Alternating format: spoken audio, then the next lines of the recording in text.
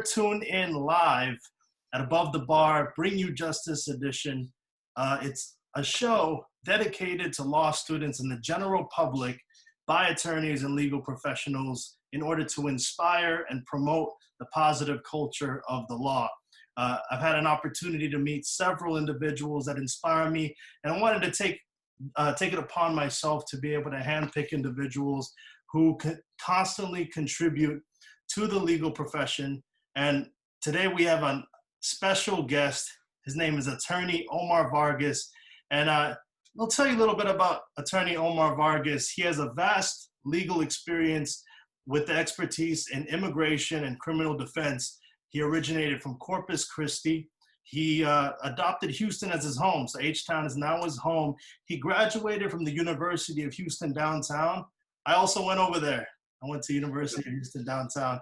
And now I study at Thurgood Marshall. He's a graduate of Thurgood Marshall School of Law. What year did you graduate, Omar? 2010. 2010. And he's fluently bilingual. He was selected as the James Douglas Distinguished Alumnus of the Year of our school. And I consistently see him not only give keynote speeches, show up at different classes to be able to pour out his wisdom to the students, but he also generously donates to the school and the bar preparation monetarily. So he gives back and sows seed into our school, and I wanted to bring him on the show in order to pick his brain a little bit and see what makes a gentleman of such philanthropic nature and generous heart tick, and how he began as an attorney, as he transitioned through a law school as a law student, and also as he began his bar preparation. What was that like? And I wanted to take y'all through the journey of Attorney Omar Vargas. Attorney Omar Vargas, thank you so much for being a part of this interview. Yes, Jim, how you doing? I'm good. So I wanted to take the audience through, give them an opportunity, because you constantly show up at the school and you constantly share your story, but I wanted to dive a little bit deeper through the law school experience. So Omar, what brought you to law school? Well, I was an English major in undergrad, and I wanted to get a master's and PhD, but that seemed like a lot of more years in college, and I wanted to get to work faster. One of my English professors said that some English majors go to law school and you don't really have a salary roof. You can make as much as you want. That's up to you. So that kind of stayed in my brain. And I got my bachelor's in English, and then I took a year off to figure out what the LSAT was and work a little bit. And, so that's how I got into law school. So you came into law school with an English background, and similar to a lot of students out there that might have just stumbled upon law school as an option. So what was the thought about being a lawyer that really like attracted you besides the money? And was being a lawyer anything like what you imagined when you first started? Only money attracted me, Jim. I'm joking. Ka-ching! It just, we all see the movies, and it seems like, what's that, A Time to Kill? We all want to be that gentleman or woman in the suit, yelling, protecting our client. Yeah. So there's kind of a fantasy part to it. But it's not like that at all. It's more like long hours, a lot of stress, chasing your client for money. Client control is one of my big pet peeves. This is the only profession where the client thinks they know as much as you or more than you. Sometimes I tell my clients, what if I told my dentist that he's pulling my teeth out wrong? Or what if I told my cardiologist, no, I don't need to eat less pork or whatever? Because I have no idea what I'm talking about. So sometimes I have to tell them that. And I think stress levels are really high. So how would you tell people if they were like, how do you manage that stress? Because that stress, some people can have a tolerance for it, and some people don't. So how do you personally manage your stress? Well, prior to this pandemic, I traveled a lot. I like to travel. I like to drink wine. I'm a wine taster. I have a casual wine collection. I exercise I'm doing Brazilian Jiu-Jitsu. Right now I'm doing it on Zoom because of the pandemic, but exercise is extremely important. And I think just keeping busy is by not letting your mind travel or wander too much, just staying busy. And as you know, I like to volunteer and help students out, baby lawyers. So that helps me out too, to give some kind of meaning to what I'm doing. Because when you die, you know what, Jim, you're not going to take the money with you. I'm not going to take that fancy watch or that fancy car or whatever, the big house, what people would strive for and focus on. You're not going to take any of that, but you might take some memories back with you helping people. And if there is a God, he's going to look at those things and not your Rolex watch or whatever that may be. Kind of like like putting quarters in your eternity meter, right? Yeah, on the movie The Devil's Advocate, they call it spiritual currency. Oh yeah, spiritual currency. Brazilian Jiu-Jitsu, you know, people used to say that I look like BJ Penn when I shaved. Oh, really? Yeah, I was actually BJ Penn for one Halloween. It was pretty funny. I can see the resemblance. That's fun. So you studied for your LSAT, prepared that for a year, and then you get into law school. So how would you describe your law school experience in a nutshell? It was pretty tough. I think a lot of students are attracted to me and the fact that I was a C student. I wasn't that top 5-10%, because the majority of people aren't, right? It's a small percentage of people. So I can relate to the C student because that's what I was my first year. I remember my first grade was property law with Professor Clevin, and I guess the grade was a 2.25 or whatever the first C is. And my heart dropped. I was like, wow, I'm going to curve out. You know, the same story you hear from all the 1Ls, the first years, I'm going to curve out. I went through that too. And then you get more grades and they're all C's, and it's like, wow, I guess I'm not a great student like everyone else. It's just so competitive. I might have done well. I think I had a 3.7 in undergrad, but you know, that has no bearing on law school and the competitiveness there. Right. You know. So you what are you saying? I also have to mention poverty, broke, being poor, driving that law school car that's on 3 wheels. I had a sunroof, Sebring, and it would leak when it rained. You know, the AC didn't work in Texas. You know, I went through all that. I know what that's like. Right. So you would say that those experiences gives you the relatability to the students, and would you say that that's one of the incentives that you have for contributing back to the students? Definitely. I remember what that was. I remember the struggle. I mean, that's why, you know, I give back, I give money, I take people out to lunch. I have 2 students studying here now. I got them a case of Red Bull, and I'm asking other people to donate, so people will send them money directly or send them lunch. And I've been doing that for years. Right. That's what I admire about you, man. Ever since I met you, you've always had a very genuine and humble spirit about you. And really, I think that's really admirable, because a lot of times people will forget about where they come from and where they've been, and they don't contribute back to where they've been. So thank you for all that you do for our students. I see a dramatic effect that it has in the culture, in our community, and it inspires me and gives me an example. So when I do finish, I think about giving back as well, because it's like sometimes if you don't have an example of somebody that does that, then you might not think it will not be in your radar. So, Sure. So your law school experience, what would you say the fondest experience was in law school? Was there like one experience that you had that molded you and shifted your perspective into who you are today?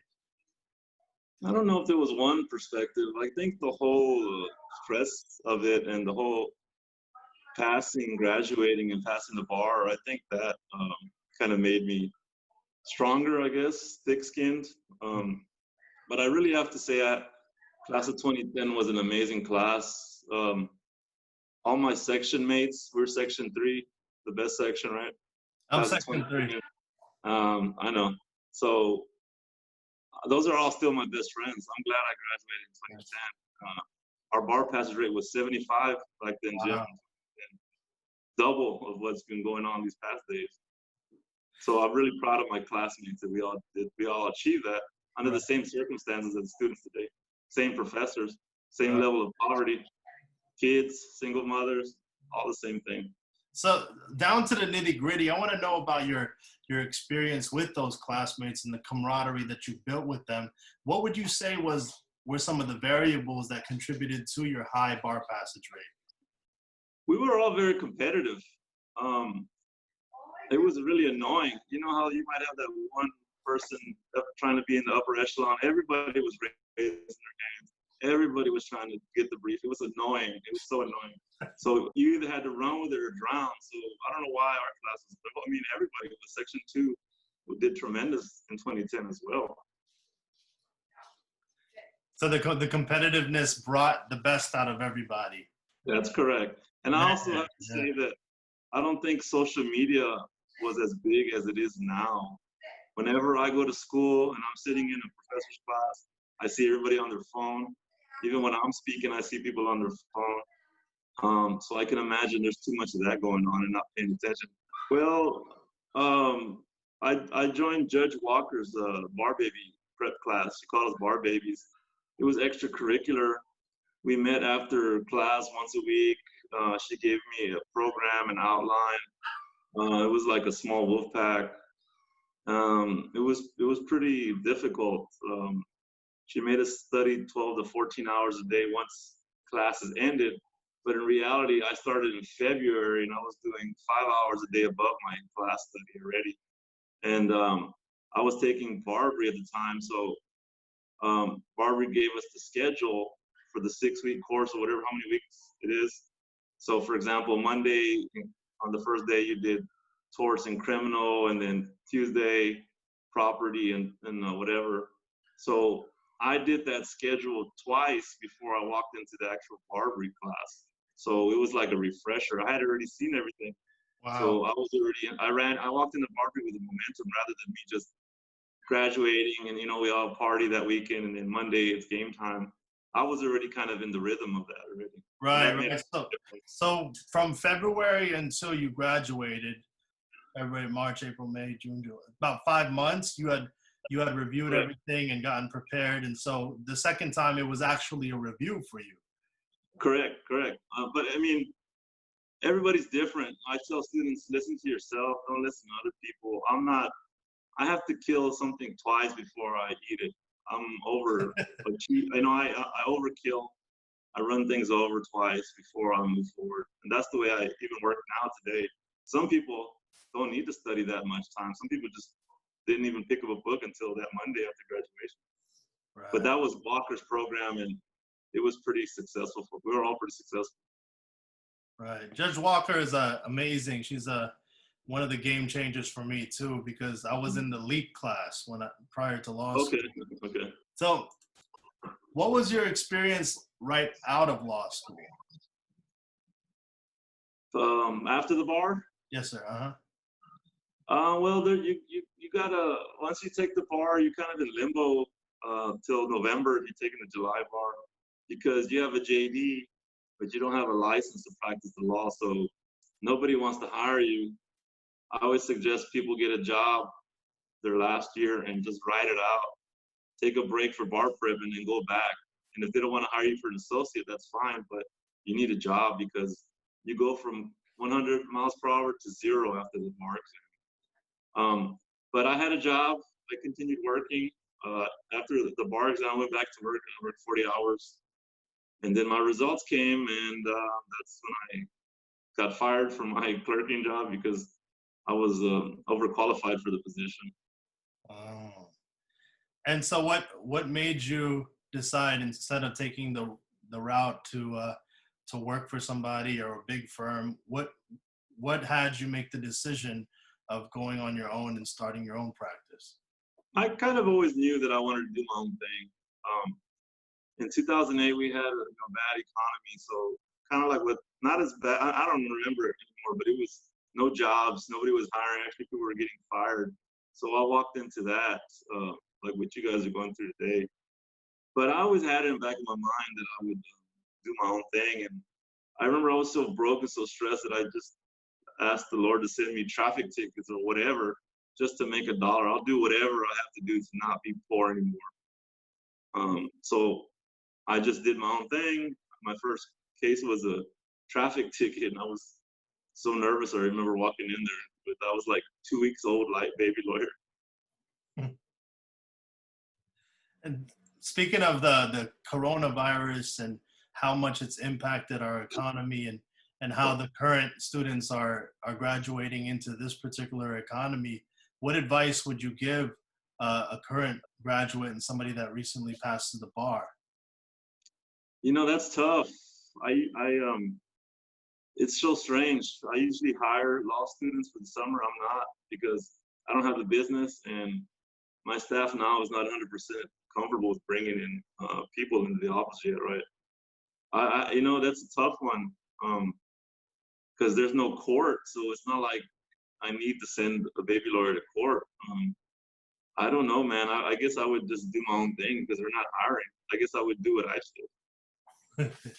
So take me through a journey. Okay, so baby lawyer me, I just graduate, I just passed the bar. I'm thinking, okay, I have no other choice, no other alternative but to start my own practice. What would that look like? What is like the first like 3 steps that I would have to take? Well, you need to incorporate yourself for protection. You need to find an office as soon as you can, and you need a mentor. Not in any particular order, but law school only prepares you how to brief. You're going to be a professional briefer your 3L year. You're going to be so tired of it. You're going to have senioritis your last semester, and then you get your license, and you don't have any practicality to it. You don't know where to file. You don't know what the responses are. You don't know how much to charge. So you need a mentor. I met clients at Starbucks all the time and at Memorial City Mall here, acting like, hey, I'm going to be in the neighborhood. You want to meet me here for convenience sake or whatever. But I was lying through my teeth. But those things are pretty important. I remember Professor Otero would say, fake it till you make it. And that's exactly what I did. Right. And now look at you. Amazing, right? You made it. Would you say that you made it now? No, I got a long way to go. I made it when I can retire, when I got my ducks in a row. So through the transition of time, many of our students are experiencing completion and then starting their own law firm and experiencing the trials and tribulations.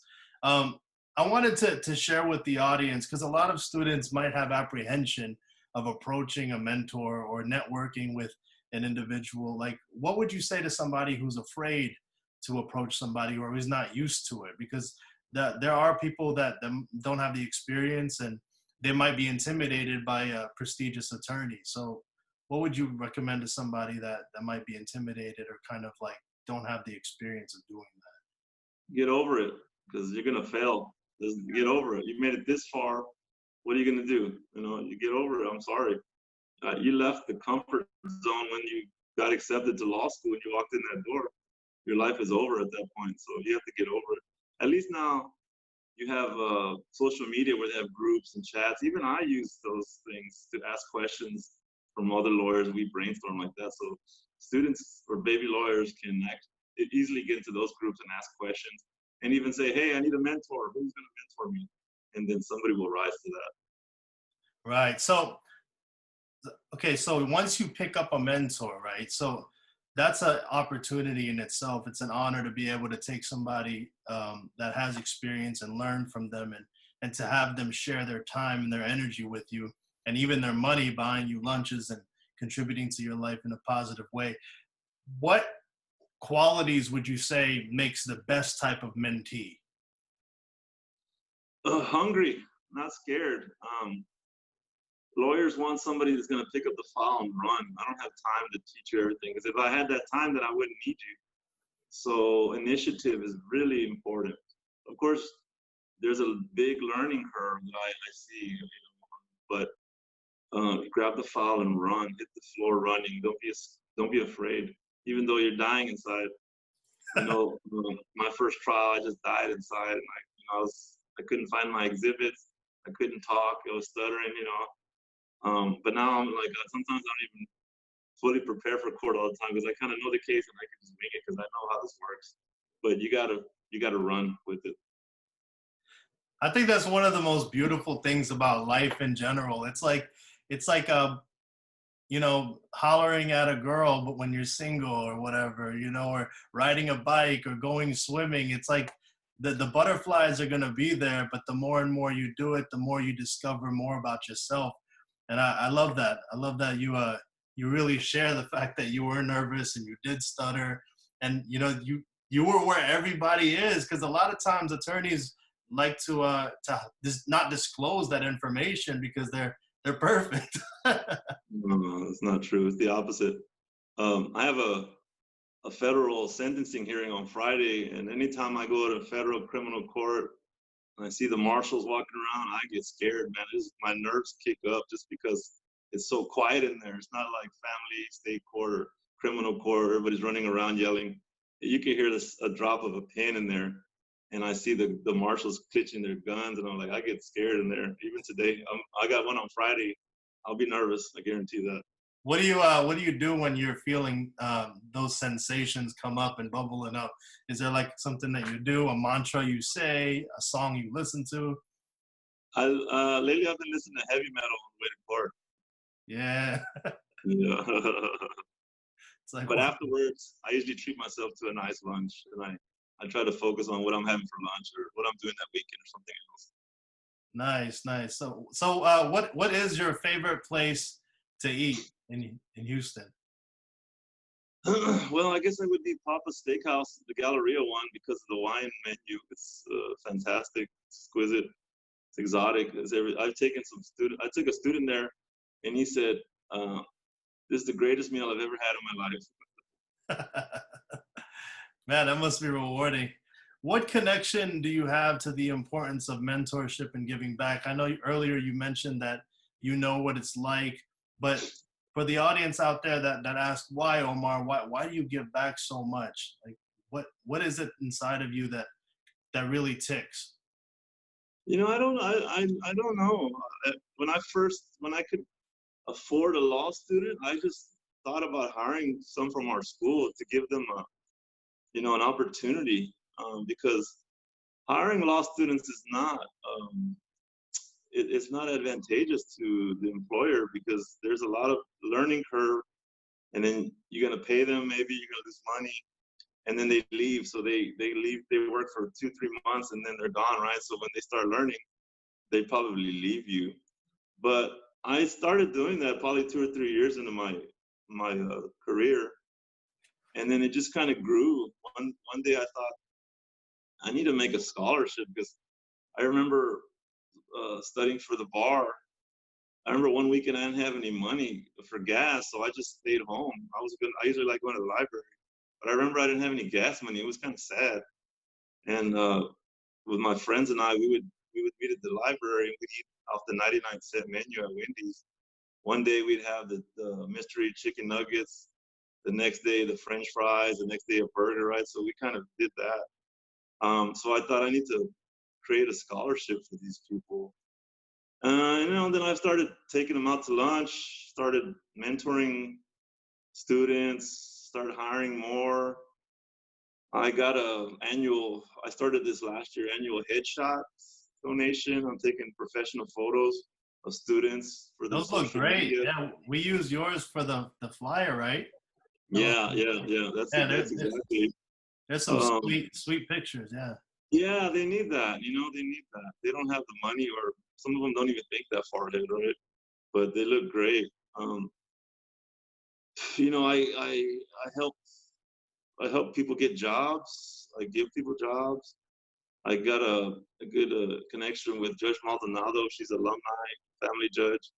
She helps me select students to work with her. I donate a stipend for them for gas money and lunches. Um, I've lost track of all the things I've done. It's because I'm not keeping up with it, and I don't care to. I don't expect anything. It's just second nature to me. Sometimes I think maybe I'm doing too much, but that's okay. I was actually kind of sad with the pandemic. I can't meet anybody. I can't sponsor Thurgood Thursday. I can't have people over to the office to celebrate my new office. Um, but I don't know what it is. I guess I always think I don't have any kids, but I see parents love their kids so much that they'll do anything. for them. Like they don't even think twice about it. And not that the law students or kids are like less than I am, but I don't think about those things. I don't think about, oh, I don't need to spend money. I don't think about wasting my time. It just comes out naturally for some reason. Right. So what would you say about the universal law of reaping what you sow? Do you believe that you've been given back tenfold of that you have shared with the world? I think so. I feel good. I mean, like I said, I've been this last month was actually 10 years since I graduated. So I haven't been in the game that long, but I've been able to create my own business. I bought this office last year, or 2 years ago, so I don't have any more landlords in my life. I paid off my student loans. I pay my staff decent money. So I mean, all that stuff is coming around. So I thank the community for that. And like I said, I don't expect anything from you guys. I always tell everybody, help somebody else out if you want to help me out. But last year, when I got that award, the Alumnus of the Year award, I was, when they called me and Prudence told me, I was like, okay, I don't know. I was like, whatever. It's like, okay, cool. But then when they invited me to the graduation and I had on the robe, the professor's robe, and I was in the back and I saw Clevin and Green, Otero, Holly, and we're all joking. And I realized that they became my colleagues at that moment. Like there was no longer the superior, and then the student. And then we walked out on stage together, and man, I got so damn nervous. I was more nervous than my actual graduation. It was such a great feeling. And of course, they didn't tell me to write a speech. They said, you're not going to give a speech. But then the day of the graduation, hey, Omar, go give a speech. So I had to just make it up. But that was, I was elated. And I didn't even take any toxins or anything. It was an amazing experience. So I felt like I was raised up to the clouds with the professors for a little bit there. Yeah, you transitioned like in Dragon Ball Z, you became a Super Saiyan. You levitated to the elite class of professors. That was a great experience, and I thank everybody for that. So I think one of the major things that I take away from you in this interview is really enjoying the process and the journey. Yeah. I see distinction between the beginning of your journey and as you went through law school and you really appreciated your section and it taught you how to be competitive. It taught you how to prepare for the bar. Once you prepared for the bar, there was a process with that. And then once you went into the field, you left your job, you went into your own practice. Then you met people at Starbucks. After Starbucks, you had your own office, slowly grew employees, built your firm, and now you own your own building. And now you're in the elite class of professors and wearing professor robes. So it's a beautiful book that you're weaving with the chapters of your life. And that's one thing that I'm really taking from you. So I want to really thank you for joining me on this interview. Dive a little bit deeper on the essence of who Attorney Omar Vargas is and his why. And thank you so much. I think that a lot of people will gain value of this. So what would you share, the last question here, for anybody that's watching, not just law students, but anybody out there that's the general public, how would you describe the legal industry to them so that they have better understanding of what the legal industry is and what lawyers can actually contribute to them? And then what kind of advice would you have for somebody who's curious about going to law school? Well, the legal industry, we can argue all day left and right. So it's not like math where there's a definite answer, right? So people will fire me because another lawyer tells them something else. I've been retained after someone else has been fired. But I guess go through referrals. If you're looking for a lawyer, ask your friends who they recommend and what their experience has been. Even though that's not always the case because clients don't understand the outcome or they're kind of blindsided about the whole thing. Look at things objectively. Today I had a client deported for possession of child pornography. She was a resident alien, and they're upset with me. But if you think about it, I mean, it's hard to think objectively, especially like divorces. People are going through the toughest times. Look at it objectively from a third person's point of view. And then the second question was about going solo. Is that what it was? No, for somebody that's interested in going to law school, because somebody might watch this and be like, you know what, I never thought, because at one point I was that guy, right? Until somebody showed me, hey, this is a possibility. Why don't you consider it? What kind of wisdom and advice would you give somebody that's never thought about going to law school? It's nothing that you think it is. And just because you're a good reader and writer, it's not. My English degree helped me read and comprehend these compound sentences and long-winded paragraphs, but it's not like what you think it is. Everybody's sharp. Everybody's smart. I don't have any immediate family members that are lawyers. Some people's parents are judges. Some people's whole family is a lineage of lawyers. So you're walking into the big leagues there.